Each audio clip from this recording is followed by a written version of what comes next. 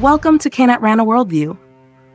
In today's video, we'll uncover the dark and disturbing story of Harold Shipman, a British doctor who betrayed the trust of his patients and became one of the most prolific serial killers in modern history.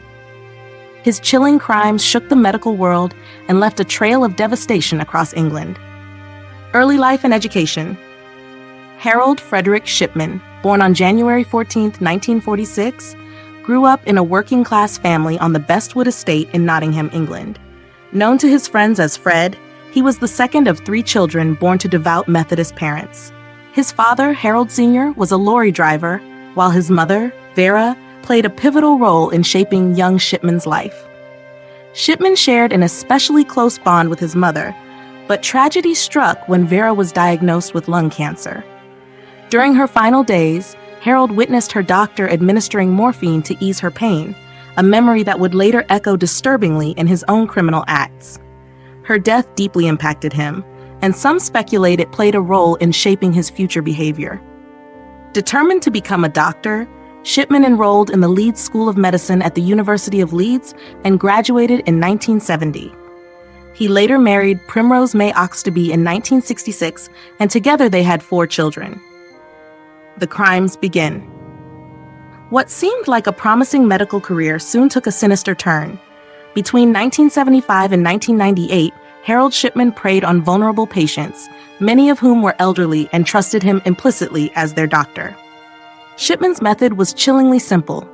He administered fatal doses of drugs or prescribed dangerously high amounts, often masking these as routine medical care. The full extent of his crimes came to light during the Shipman Inquiry, chaired by Dame Janet Smith. It revealed that Shipman had claimed the lives of at least 284 patients, though the actual number may be even higher. Conviction and aftermath. In 2000, Shipman was convicted of 15 murders and sentenced to life imprisonment with no possibility of parole. However, he escaped justice in a different way. On January 13, 2004, just one day before his 58th birthday, Shipman was found dead in his prison cell, having taken his own life. Legacy of fear. Shipman's heinous acts raised profound questions about trust in the medical profession and led to significant reforms in the UK's healthcare system, including stricter monitoring of death certificates. Career. Harold Shipman began his medical career at Pontefract General Infirmary in Pontefract, West Riding of Yorkshire. In 1974, he took his first position as a general practitioner, GP, at the Abraham Ormerod Medical Center in Tudmorden. However, just a year later, Shipman was caught forging prescriptions for pethidine, a powerful painkiller, for his personal use. He was fined £600 and attended a drug rehabilitation clinic in York. In 1977, Shipman resumed his career as a GP, joining the Donnybrook Medical Center in Hyde, Greater Manchester. He continued working there throughout the 1980s and gained a strong reputation in the community. In 1993, he opened his own practice at 21 Market Street in Hyde, further solidifying his status as a respected local doctor. Shipman also appeared in the media, including a 1983 episode of the Granada television documentary World in Action, where he discussed the treatment of mentally ill patients in the community. After his conviction, this interview was rebroadcast on Tonight with Trevor McDonald. Detection. Concerns about Shipman's activities first arose in March 1998, when Dr. Linda Reynolds, a GP at the Brooks Surgery in Hyde, noticed an unusually high number of deaths among his patients. She reported her suspicions to John Pollard, the coroner for the South Manchester District, specifically pointing out the large number of cremation forms for elderly women that Shipman had requested countersigned. The police launched an investigation, but failed to find enough evidence to press charges. They closed the case on April 17, 1998, a decision later criticized by the Shipman Inquiry for involving inexperienced officers. Tragically, Shipman murdered 3 more people after the case was closed. In August 1998, taxi driver John Shaw raised further alarms. He reported to the police that many of his elderly passengers who appeared healthy had died under Shipman's care. Final victim and arrest. Shipman's final victim was Kathleen Grundy, a former mayor of Hyde, who was found dead at her home on June 24, 1998. Shipman was the last person to see her alive and recorded her death as due to old age. However, Grundy's daughter, Angela Woodruff, a solicitor, became suspicious when she was informed of a will, supposedly written by her mother, that excluded her and her children. Instead, it left £386,000 to Shipman. Suspecting foul play, Woodruff contacted the police, leading to an investigation. Grundy's body was exhumed, and traces of diamorphine, a form of heroin commonly used in pain management for terminal cancer patients, were found. Shipman claimed she was an addict and even presented fabricated medical notes to support this. However, analysis of his computer revealed that these notes had been written after Grundy's death. On September 7, 1998, Shipman was arrested. Investigators discovered a typewriter in his possession that matched the one used to forge Grundy's will. Further examination of his past cases revealed a pattern.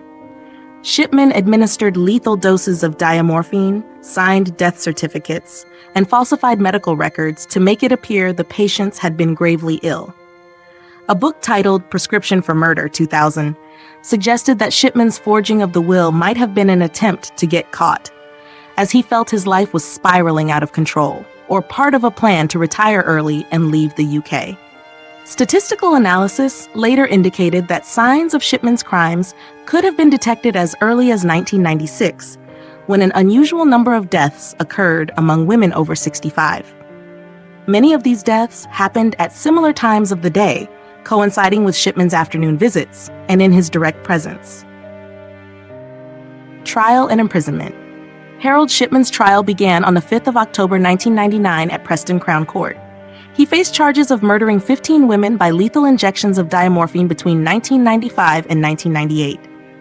The victims were Marie West, 81, Irene Turner, 67, Lizzie Adams, 77, Jean Lilly, 59, Ivy Lomas, 63, Muriel Grimshaw, 76, Marie Quinn, 67, Kathleen Wagstaff, 81, Bianca Pomfret, 49, Nora Nuttall, 65, Pamela Hillier, 68, Maureen Ward, 57, Winifred Meller, 73, Joan Melia, 73, Kathleen Grundy, 81. Shipman's legal team unsuccessfully attempted to have the case regarding Kathleen Grundy tried separately due to the alleged forgery of her will. On 31st of January 2000, after 6 days of deliberation, the jury found Shipman guilty of 15 counts of murder and 1 count of forgery. He was sentenced to life imprisonment on all murder charges, with a recommendation for a whole life tariff, to be served concurrently with a 4-year sentence for the forgery of Grundy's will. On the 11th of February, just 11 days after his conviction, Shipman was struck off the General Medical Council's medical register. 2 years later, Home Secretary David Blunkett confirmed the judge's whole life tariff. Although other charges could have been brought, it was concluded that further proceedings would be unnecessary due to the extensive publicity surrounding the original trial. Shipman formed a friendship with fellow serial killer Peter Moore while in prison. Shipman denied his guilt, disputing the scientific evidence against him. He never publicly commented on his actions, and his wife, Primrose, continued to maintain his innocence even after his conviction. Shipman is the only doctor in British history to be found guilty of murdering his patients. John Bodkin Adams was previously charged in 1957 with the murder of a patient, but was acquitted, despite rumors that he may have killed dozens of others. Some historians believe Adams' acquittal may have delayed a thorough examination of potential flaws in the British legal system until the Shipman case. Death. Shipman took his own life in his prison cell at HM Prison Wakefield on 13th of January 2004, the day before his 58th birthday. A post-mortem was performed and an inquest was opened. The families of Shipman's victims expressed feelings of being cheated by his suicide, as they would never have the opportunity to hear a confession or understand his motives. Home Secretary David Blunkett admitted that some might feel tempted to celebrate Shipman's death, although many were upset by his suicide. The media's reaction to Shipman's death was divided. The Daily Mirror labeled him a cold coward, criticizing the prison service for allowing it, while The Sun ran a headline celebrating his death. The Independent called for a broader inquiry into prison conditions, while The Guardian suggested that the UK might reconsider whole life sentences to prevent suicides like Shipman's. Shipman's suicide motives were never fully explained, although it was reported that he considered suicide to secure his wife's financial future after losing his National Health Service pension. His wife, Primrose, would have been entitled to his full pension had he died before turning 60. There was also evidence that Primrose, who had persistently claimed Shipman's innocence, was beginning to doubt his guilt. Shipman refused to participate in rehabilitation courses that encouraged acknowledgement of his crimes, which resulted in a temporary loss of privileges, including the ability to call his wife. During this time, according to Shipman's cellmate, he received a letter from Primrose urging him to tell me everything, no matter what. An inquiry in 2005 concluded that Shipman's suicide could not have been predicted or prevented, but that prison procedures should be re-examined. After Shipman's death, his body was kept in Sheffield for over a year while police advised Primrose against burying him, fearing that his grave might be attacked. Eventually, his body was cremated, and the ceremony was attended only by Primrose and their 4 children. In January 2001, Chris Gregg, a senior detective with West Yorkshire Police, led an investigation into 22 deaths in the region. The Shipman inquiry, submitted in 2002, concluded that he had murdered at least 218 patients between 1975 and 1998. Judge Janet Smith, who authored the report, admitted that many more deaths could not definitively be linked to Shipman. Most of his victims were elderly women in good health. In 2005, it emerged that Shipman might have stolen jewelry from his victims. Police had seized over 10,000 pounds worth of jewelry in 1998, and after Primrose requested its return, police contacted the families of Shipman's victims to identify it. Some pieces were returned to Primrose, while others were auctioned off, with proceeds going to Tamacide Victim Support. One victim's family identified a platinum diamond ring, which was returned to them.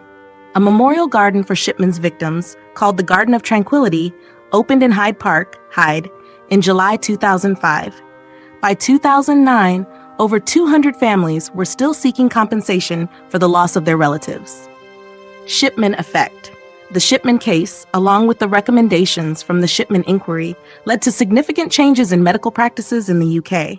The case prompted changes in death certification procedures and a shift from single doctor to multi-doctor general practices.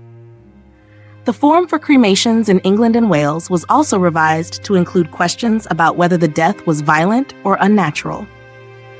As of December 2023, Shipman remains the only British doctor convicted of murdering patients, although other healthcare workers like nurses Lucy Letby, Beverly Allett, and others have been convicted of similar crimes.